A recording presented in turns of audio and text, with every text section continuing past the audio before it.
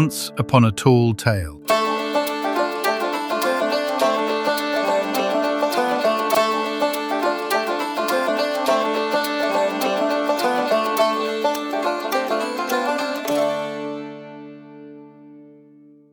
Warbands of Wall Street.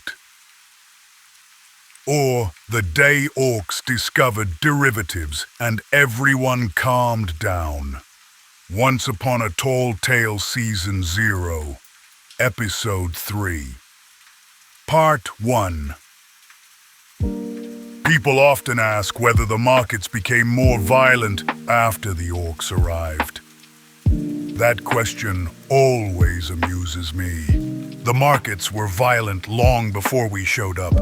Humans simply had the habit of describing their violence in polite language. They called conquest expansion. They called raids acquisitions. They called surrender restructuring. I did not change the system. I only renamed it.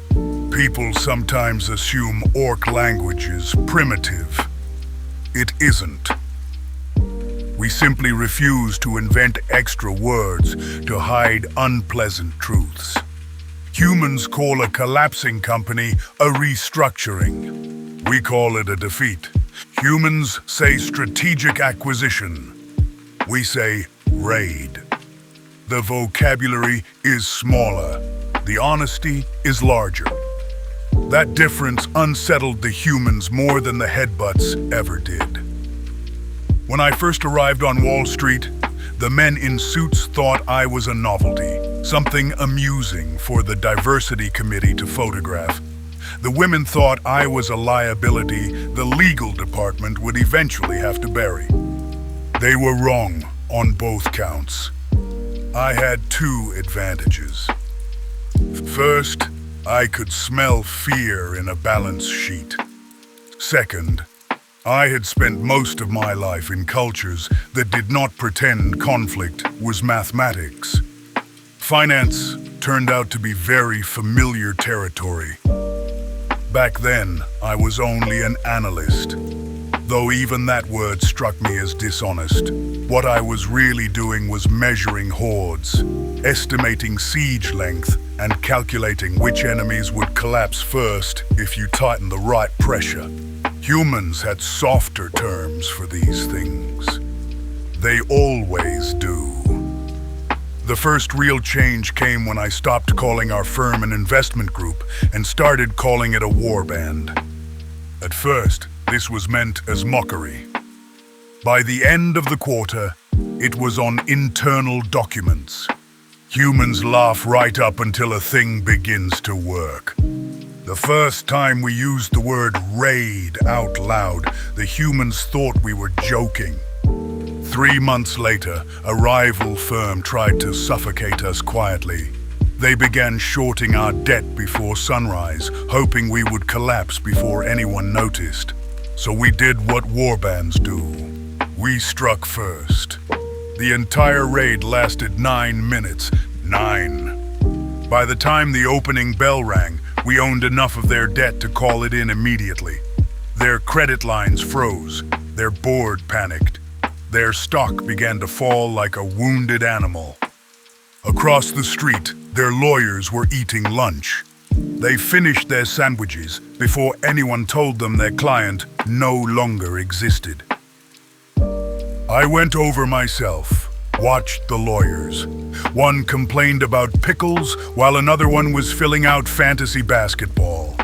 It was one of the most glorious moments seeing them realize the round of drinks I sent was notice their own company was no longer there.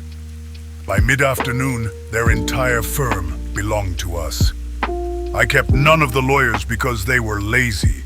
I feed mine and know where they are all the time and pay them so well, they will tell me if they are being headhunted.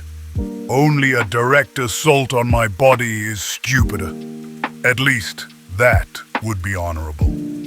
Humans still say we acquired them. Orcs say we took their head. Those were also the years when I married my elf wife. It was partly love and partly status. Success does strange things to men.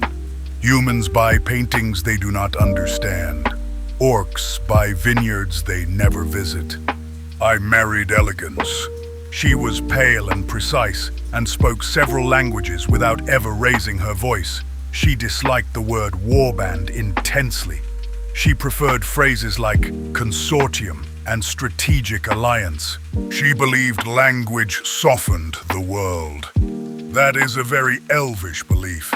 We had a child together, a clever boy, quick on his feet, quick in the eyes. Naturally, I assumed he would inherit the warband. Children rarely cooperate with their parents' long-term planning. My son wanted nothing to do with finance. No interest in acquisitions or leverage or the delicate art of recognizing when a rival firm had already bled itself dry. He wanted rollerblades. He wanted stair rails and concrete plazas and the admiration of strangers holding cameras. To this day, I do not fully understand it, though I respect the balance required. He films little moving pictures of himself jumping railings outside the exchange tower. Apparently, millions of people watch these recordings. It is a strange world. Later, I lost my wife. That was my fault. The woman involved was an orc from the interior territories, one of the last I knew who still lived mostly outside the machinery of cities. She was stronger than I was. Even then, she hunted part of the year with her hands and considered quarterly reporting a kind of indoor sport. She was the only person I have ever met who did not want anything from me. My wife found her embarrassing. The difference proved decisive. Elves leave marriages very gracefully. They take half the furniture and nearly all of the reputation. But my rollerblading son remained, and not long after that, the other child arrived. My bastard, pure orc blood. That child is the reason I am telling this story. But to explain him properly, I must first explain Arthur Pike. Arthur had been working in finance before the Warbands formed. A dangerous human. Quiet, patient. The sort of man who studies a room the way a wolf studies weather. Most humans who tried to join our culture failed quickly. They liked the language, but not the honesty. They wanted the reputation of danger without the responsibility that comes with it. Arthur Pike was different. He learned orc. He ate with the warband. He married an orc woman and began raising half-orc children who will almost certainly become terrifying adults. Soon he spoke orc, better than some orcs. The younger apprentices hated him for it. Young orcs raised inside a system sometimes confuse inheritance with strength. One of them, a thin little blade named Skren, decided one afternoon that Arthur Pike had been wearing orc culture long enough. He walked onto the trading floor, carrying 2 knives and a short axe. More weapons than wisdom. The room grew quiet. Skren spoke first. "You speak our language," he said in orc. "But you are still a human wearing borrowed teeth." Arthur Pike studied him calmly. Then he asked a simple question. "Are you certain?" The boy said yes. Arthur looked around the room. "Is everyone ready?" he asked in orc. Several of the warband nodded. Then he repeated the question in English for the humans. "Is everyone ready?" Clarity first. Witnesses second. Then Arthur Pike stepped forward and delivered the most beautiful headbutt I have ever seen. Not wild, Not angry, precise. His forehead struck the boy's nose with a sound like two stones meeting underwater. The knives hit the floor first. Then the axe. Then the boy. Arthur followed him down, pinned him neatly with one forearm, and bit the side of the boy's neck just hard enough to bring the old law into the room. Yield! The boy yielded. Arthur stood up and went back to work. Someone recorded the entire event. The video circulates even now. Humans watch it for the violence. Orcs watch it for the technique. Among the warbands, we no longer say headbutt. If someone ends an argument decisively, we say, "He gave him a pike." That was the day I knew Arthur Pike was the finest lieutenant I had ever seen. And that is exactly the problem. You see, Arthur Pike could defeat me in combat now. I know this. Age is a market pressure like any other. Eventually, everybody corrects downward. Arthur would win perhaps 65 times out of 100. But he has never challenged me. Not once. That is the only thing that troubles me. A lieutenant must understand the chief's will. Arthur does that perfectly. He commands raids. He disciplines the warband. He never lies to the numbers. But a chief must also feel the empty seat before anyone else does. Arthur does not. And that leaves me with a problem. I would trust Arthur Pike with my warband, which is exactly why he must face my blood. My bastard son has none of Arthur's polish, but he has instinct. So I made the rules simple. If he wants the warband, he must defeat Arthur Pike in hand-to-hand combat. Arthur accepted this immediately. That is one reason I trust him. My son said nothing for a long time. Then he nodded. People say that makes me barbaric. Perhaps. But the markets were barbaric long before the orcs arrived. We simply stopped pretending otherwise. On the morning the duel was held, the sun rose red behind the towers. Two figures stepped onto the roof of the exchange building. Arthur Pike and my son. My other son, the elf boy, was outside filming rollerblade tricks on the marble steps. Millions of people watched that video later. No one recorded the other one, but I watched it. I can hear him on the stairs. Good. Part 2, the last lesson. Or, what I learned from the man I killed. The chief left me a document. I read it the night after the duel. I read it again the next morning. I have read it many times since. Orcs do not write memoirs. They consider the form indulgent. The chief wrote one anyway and gave it to me, and the gift was not the document. The gift was that he knew I would understand what the document was for. I had studied orc culture for 23 years before I met him. I had read everything available in 3 languages. I had married into a clan. I had raised children who will be more orc than I will ever be.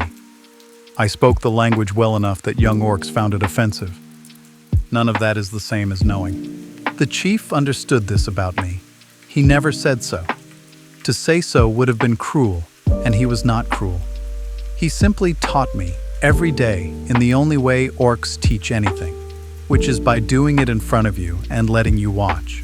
The final lesson was the duel. I did not understand this at the time. I thought I was fighting his son. I thought the chief was testing his blood against his lieutenant in the old way, and I would win or lose and the warband would go to the better fighter. That is what the document appeared to describe. The document was lying, not in the human sense. Orcs do not lie that way. The document was telling the truth in a shape I was not yet equipped to read. I had to kill the chief before I could read it correctly. That, I now understand, was the point. His son knew. I see that now. The boy nodded when the terms were set, and I read the nod as acceptance, which it was, but acceptance of what I had not yet realized. He was not accepting the chance to inherit. He was accepting the role of the blade. His father needed a witnessed death by a worthy hand, and the old law required a challenger of the blood, and the boy understood his function and agreed to it. He died well. I did not understand until afterward how well. The chief wanted to die. That is the wrong word. Humans want things, and the wanting is full of need. The chief was past need. The chief was ready, and readiness in an orc is a kind of joy I have spent my life trying to describe, and cannot, because the describing is human, and the thing being described is not. I felt it in him on the roof. I felt it before he moved. I had fought him in training 100 times, and I knew his body. And on that morning, his body was singing. And I understood, somewhere underneath my training and my scholarship and my fluency, that he was not afraid and not resigned and not brave. He was excited. And because I understood that, because I felt it in him and recognized it without translating it, I was, for the first time in my life, fully inside the culture I had spent my life studying. The chief taught me orc by being orc at me until I became it. But the lesson underneath the lesson was something else. The chief was excited about a thing he could not say to any orc still living. The shape of orc could change. He had spent his life proving that orc honesty could survive Wall Street. The harder thing, the thing he could not do himself, was proving that Wall Street could survive orc honesty, that the warband could last past its founder, that a culture built on confrontation could learn the patience required to outlive a single lifetime. He needed someone soft in the places he was hard. He chose me because I was soft. The orcs around him would never have allowed it. They would have called it dilution. They would have said the human had stolen something pure and watered it down for the long century. They would have meant it. And they would have been wrong, and the chief knew they would be wrong. And he also knew that he would not be alive to argue the point. So he wrote the document instead. He wrote it because he knew I would do things he never could. I would file paperwork. I would settle quarrels before they reached the trading floor. I would protect young orcs from the worst of themselves the way no one had protected him. I would use the human tools he had refused on principle his entire life, and the warband would last because of it. He knew this would cost something. He knew the orcs would mutter. He knew some of them would never forgive him for choosing me. He chose me anyway, because he understood the only immortality available to a chief is the one that does not require him to be there. The warband of Wall Street will exist in 50 years. It will exist in 100. It will not look like him by then. It will not sound like him. The orcs of that future will speak more softly than he did, and they will negotiate more than they fight. And they will use words he would have called dishonest, and they will be, in every way that matters, his. He knew this. He was excited about it. That was the lesson he could not teach any orc. That was the lesson he taught me. The warband is mine now. I am writing this because he wrote his, and the tradition he started one afternoon as a joke about renaming things has become, somehow, the spine of how we hold our own lives in this profession. He renamed an investment group a warband. I am renaming grief. Among the warbands, when a chief dies well, we will no longer say he was killed. We will say he taught his last lesson.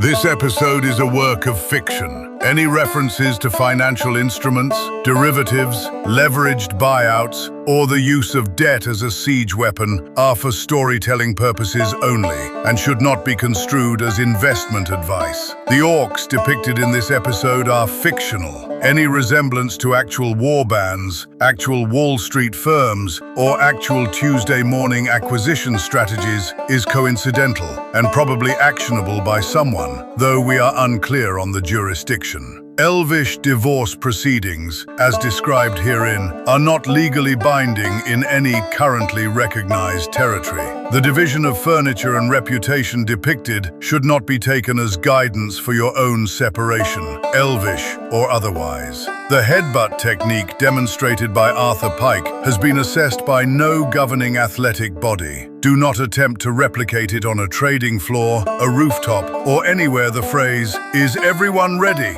would be taken literally. Static Oracle Press accepts no liability for injuries sustained in the pursuit of decisiveness. The rollerblading son is fine. He gets millions of views. He did not ask to be in this story and frankly seems better off for it. No lawyers were harmed in the making of this episode. Several were rendered temporarily irrelevant because they played with pickles at lunch, which they were already handling. Once Upon a Tall Tale is a production of Static Oracle Press.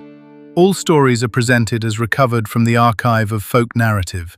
Names, places, and details have been preserved as catalogued. Their accuracy is the responsibility of the original source, not the press. Nothing in this episode is intended as a statement of fact about any living person, identifiable location, or actual event. Where a story resembles something real, that resemblance belongs to the story, not to us. Static Oracle Press,